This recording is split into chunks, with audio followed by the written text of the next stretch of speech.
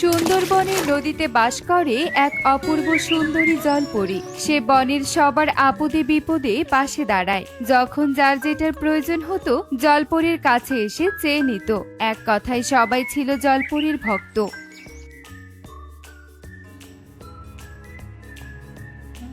জলপরি, জলপরি, তুমি আছো?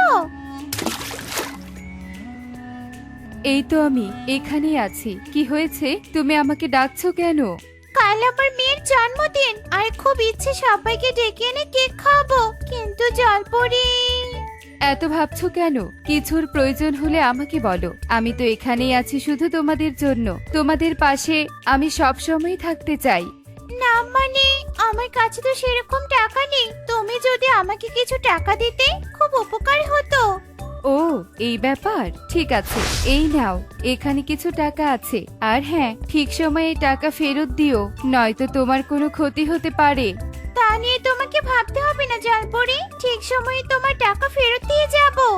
এরপর সখী টাকা নিয়ে খুশি মনে সেখান থেকে চলে যায়। আর জলপরি আবারও নদীর তলদেশে চলে যায়। অন্যদিকে পাশের বনে টুনি ও তার মেয়ে টুনটুন এক ছোট্ট ঘরে বাস করে। টোনা না থাকায় টুনি অনেক কষ্টে তার সংসার চালায়। আমি না নুন ভাজা খেতে ইচ্ছে করে না। আমাকে একটু ভালো মন্দ খাবার এনে দাও না মা। মারি, আমরা যে অনেক গরিব। তোর বাবা চলে যাবার পর থেকে আমাদের দুর্দশা চলছে। তাই বলে কি আমি কোনোদিনও মাছ মাংস খেতে পারবো না? এসব খেতে আমার একদম ভালো লাগে না মা। হে সৃষ্টিকর্তা, তুমি কেন আমাদের এত গরিব বানালে? আমি যে আমার মেয়ের কষ্ট আর সহ্য করতে পারছি না, তার কোনো ইচ্ছে পূরণ করতে পারছি না। মারি, তুই মন খারাপ করিস না মা। আমি এই শাড়িগুলো বিক্রি করে যা টাকা পাবো তা দিয়ে তোর জন্য কিছু একটা কিনে নিয়ে আসবো, কেমন? সত্যি বলছো মা? সত্যি? হ্যাঁ রে মা, আমি সত্যি বলছি। আচ্ছা ঠিক আছে মা, আমি তোমার অপেক্ষায় থাকবো। টনি তার মেয়েকে কোনো রকম সান্ত্বনা দিয়ে শাড়ির ডালে মাথায় নিয়ে বনে বনে ঘুরে শাড়ি বিক্রি করতে থাকে। শাড়ি নেবেন? শাড়ি অনেক সুন্দর সুন্দর শাড়ি আছে। শাড়ি নেবেন? শাড়ি। কি গো কাকুলি দিদি, শাড়ি নিবে নাকি? না রে টনি, শাড়ি আর নিব না, আমার ঘরে তো অনেক শাড়ি আছে। এই বলে কাকুলি সেখান থেকে চলে যায়। টুনি আবারও শাড়ি বিক্রি করতে শুরু করে। শাড়ি বিক্রি করতে করতে এক পর্যায়ে টুনি পাশের বনে চলে আসে। শাড়ি নিয়ে যান, শাড়ি অনেক ভালো মানের শাড়ি আছে আমার কাছে। শাড়ি নিয়ে যান, শাড়ি। এই, কে রে তুই? আমার বাড়ির সামনে এভাবে চিৎকার করছিস কেন? আমি তো শাড়ি বিক্রি করছি, তোমার শাড়ি লাগবে নাকি? আমার কোনো শাড়ি লাগবে না, ভাগ এখান থেকে। আমার বাড়ির সামনে আর একবারও চিৎকার করবি না। আমি তো আমার কাজ করছি, তুমি এভাবে রাগ করছো কেন? কথা কানে যায় না? আমি কোনো শাড়ি নিব না, এক্ষুনি আমার বাড়ির সামন থেকে চলে যা। ইগলি এসব বলে টুনির মুখের উপর দরজা লাগিয়ে দেয়। আর টুনি মন খারাপ করে নদীর পাশে এসে বসে কাঁদতে থাকে। আমি একটা শাড়িও বিক্রি করতে পারলাম না। আমি তবে মেয়ের জন্য কি নিয়ে যাব? মেয়েটা যে আমার অপেক্ষায় বসে আছে। টনি জোরে জোরে কাঁদতে থাকে। টনির কান্নার আওয়াজ শুনে নদীর তলদেশ থেকে জল পড়ে নদীর ওপরে ভেসে ওঠে। কি হয়েছে তোমার? তুমি এভাবে কাঁদছো কেন? আমার দুঃখের শেষ নেই জলপরি, আমাকে কাঁদতে দাও, আমি এখানে মন খুলে কাঁদবো। কাঁদলেই কি তোমার দুঃখ মুছে যাবে? তাছাড়া আর কি করব বলো? তোমার কি হয়েছে আমাকে বলো, আমি তোমাকে সাহায্য করব। আমি এখানে শুধু থাকি সবার সাহায্য করার জন্য। বলো, তোমার কিসের দুঃখ? জলপরীর কথা শুনে টুনি জলপরীকে তার সব দুঃখের কথা খুলে বলে। এসব শোনার পর জলপরী বলে, ও আচ্ছা টুনি, তুমি শাড়ি বিক্রি করা ছাড়া কি করতে পারো? সেরকম কিছুই করতে পারি না, কিন্তু আমি অনেক সুন্দর খাবার রান্না করতে জানি। তাহলে তো তুমি খাবার রেঁধে বিক্রি করতে পারো। তা তো পারি, কিন্তু আমার বাড়িতে শুধু একটা ছোট্ট হাঁড়ি আছে। ছোট্ট হাঁড়িতে বেশি খাবার রান্না করতে পারবো না। এই নাও টুনি, সাদা হাঁড়ি। এই হাঁড়িতে তুমি অনেক খাবার রাখতে পারবে, কিন্তু তোমার যখন কাজ শেষ হয়ে যাবে আমার হাঁড়ি আমাকে ফিরিয়ে দিতে হবে।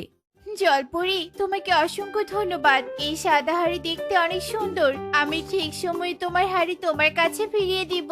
এরপর জলপরি নদীর তলদেশে চলে যায় আর টুনি সাদা হাড়ি নিয়ে তার বাড়িতে চলে আসে। টুনির কাছে বাজার করার মতো টাকা ছিল না, তাই সে কি রাখবে সেটা নিয়ে সে চিন্তিত হয়ে পড়ে। কি যে রান্না করব ভেবেই তো পাচ্ছি না। কি রান্না করা যায়, কি রান্না করা যায়। হ্যাঁ, উপায় পেয়েছি। ঘরে চাল আছে, আমি বরং কিছু শাকসবজি তুলে এনে খিচুড়ি রান্না করি, এটাই ঠিক হবে। যেই বলা সেই কাজ। টুনি কিছু শাকসবজি তুলে এনে খিচুড়ি রাঁধতে শুরু করে। কিছুক্ষণ পরেই টুনির খিচুড়ি রাঁধা শেষ হয়ে যায়। মারে, তোর জন্য তো মাছ মাংস নিতে পারিনি, আজ খিচুড়ি খা, আরেকদিন না হয় তোর জন্য মাছ মাংস কিনে নিয়ে আসবো। এরপর টনি তার মেয়েকে খাবার খাইয়ে খিচুড়ি নিয়ে বিক্রি করার জন্য বেরিয়ে পড়ে। বনে বনে ঘুরতে থাকে আর খিচুড়ি বিক্রি করতে থাকে। খিচুড়ি নিয়ে যান, খিচুড়ি, গরম গরম মজাদার খিচুড়ি, খিচুড়ি নিয়ে যান, খিচুড়ি। এই টনি, দাঁড়া, আমাকে খিচুড়ি দে তো, দেখি তোর হাতের খিচুড়ির কত স্বাদ। দিয়ে দিদি, এই নাও খিচুড়ি, খাও।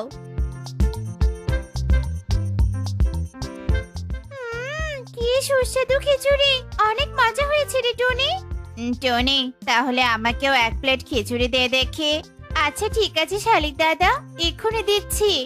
এই বলে টনি শালিককে খিচুড়ি দেয়। শালিক খিচুড়ি খেয়ে টনির অনেক প্রশংসা করে সেখান থেকে চলে যায়। টনি আবারও খিচুড়ি বিক্রি করার জন্য বেরিয়ে পড়ে। কিছু দূর যেতেই পথে টনির সাথে ইগলির দেখা হয়। কিরে টনি, তুই শাড়ি বিক্রি করা বাদে আজ দেখছি খিচুড়ি বিক্রি করছিস? শাড়ি কেউ নিতে চায় না, তাই খিচুড়ি বিক্রি করছি। খিচুড়ি বিক্রি করে ভালোই উপার্জন করতে পারছি। ও তাই বুঝি। বাহ, এই সাদা হাড়িটা তো দেখতে বেশ সুন্দর। এই হাড়ির দাম তো অনেক হবে। তুই এই হাড়ি কোথায় পেয়েছিস? এই হাড়ি তো আমাকে জলপরি দিয়েছে। নদীতে যে জলপরি আছে না, যে সবার বিপদে আপদে সাহায্য করে সে। এত দামি হাড়ি জলপরি দিয়েছে, তাহলে তো আমাকেও সেখানে যেতে হয়। আমিও জলপরির কাছ থেকে হাড়ি নিয়ে আসবো। আচ্ছা ঠিক আছে, যাই, আমার আবার অনেক কাজ আছে। এরপর ইগলি আর সময় নষ্ট না করে লোভে পড়ে নদীর পাশে চলে আসে আর জলপরীকে ডাকতে থাকে। জলপরি, তুমি কোথায়? আমি তোমাকে ডাকছি, আমার ডাকে সাড়া দাও। আমাকে ডাকছো কেন? তোমার কিছু প্রয়োজন? হ্যাঁ, আমার একটা হাড়ি লাগবে, তুমি আমাকে একটা হাড়ি দাও। হাড়ি দিয়ে তুমি কি করবে? আমার দরকার আছে, তুমি আমাকে দাও তো হাড়ি। ঠিক আছে, আমি তোমাকে হাড়ি দিচ্ছি, কিন্তু ঠিক সময়ে আমার হাড়ি আমাকে ফিরিয়ে দিতে হবে। আচ্ছা ঠিক আছে, ফিরিয়ে দিব। জলপরি জাদু করে ইগলিকে একটা হাড়ি দেয়। ইগলি হাড়ি নিয়ে তার বাড়িতে চলে আসে আর খুশিতে হাসতে থাকে। কত সুন্দর হাড়ি, এই হাড়ি আমি কিছুতেই ফিরিয়ে দিব না। ইগলি, তুমি কার সাথে কথা বলছো? আর এই হাড়ি কোথা থেকে নিয়ে এলে? আমি এই হাড়ি নদী থেকে জলপরির থেকে নিয়ে এসেছি। তুমি জলপরীর কাছ থেকে কেন নিয়ে এসেছো? আমি কি তোমাকে হাড়ি কিনে দেইনি নাকি? দিয়েছো তো, কিন্তু এত সুন্দর হাড়ি দাওনি। আমি আজকে গিয়ে আবারও অনেকগুলো হাড়ি নিয়ে আসবো। ইগলি, এত লোভ করা ভালো নয়। এসব নেয়াতে কিন্তু তোমার বিপদ হতে পারে। যেসব বুঝো না তা নিয়ে কথা বলো না তো। তুমি থাকো, আমি গিয়ে হাড়ি নিয়ে আসি। এরপর ইগলি আবারও জলপরীর কাছে চলে আসে। জলপরি, আমার বাড়িতে আত্মীয় স্বজন আসবে, তাই তুমি আমাকে আরেকটা হাড়ি দাও না। তুমি তো এর আগেরটাই ফিরিয়ে দাওনি। তোমরা অনেক ধনী, তোমাদের বাড়িতে তো অনেক অনেক হাড়ি থাকার কথা। আমি এত কথা শুনতে চাই না, হাড়ি চেয়েছি, হাড়ি দিয়ে দাও।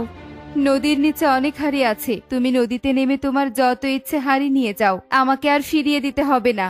জলপরীর কথা শুনে ইগলি ভীষণ খুশি হয় আর কোনো কিছু না ভেবে ইগলি নদীতে ডুব দেয়। ডুব দিয়ে ওঠার পর ইগলি এক কুৎসিত চেহারায় পরিণত হয়। নদীর নিচে তো কোনো হাড়ি নেই। এ কি, আমার চেহারা এত কুৎসিত হয়ে গেল কি করে?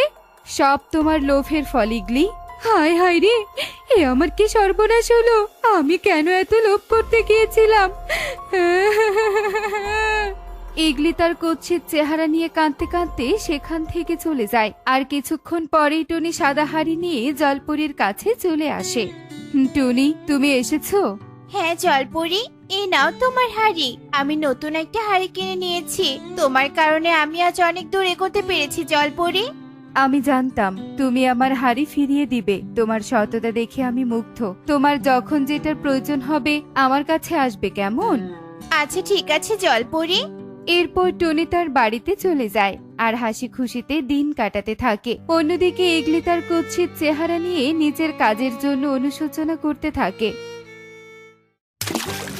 দেখলে তো বন্ধুরা, লোভ করলে লোভের শাস্তি কতটা ভয়ঙ্কর হতে পারে। এমনই সব মজার মজার শিক্ষণীয় টুনি পাখির গল্প দেখতে আমাদের সাথেই থেকো। আর গল্পটি কেমন হয়েছে তা কমেন্টে জানাতে ভুলো না কিন্তু। Bye bye.